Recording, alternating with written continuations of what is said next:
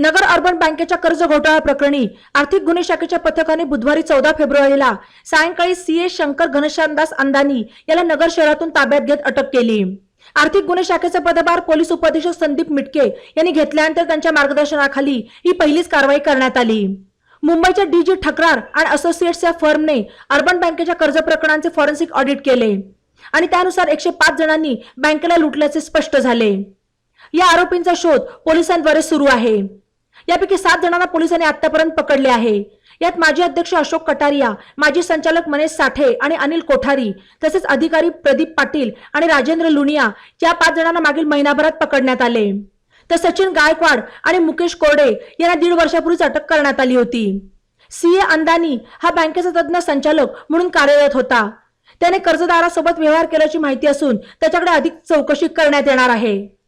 E नवा Maratha YouTube चॅनलला subscribe करा आणि बेल आयकॉनवर प्रेस करा।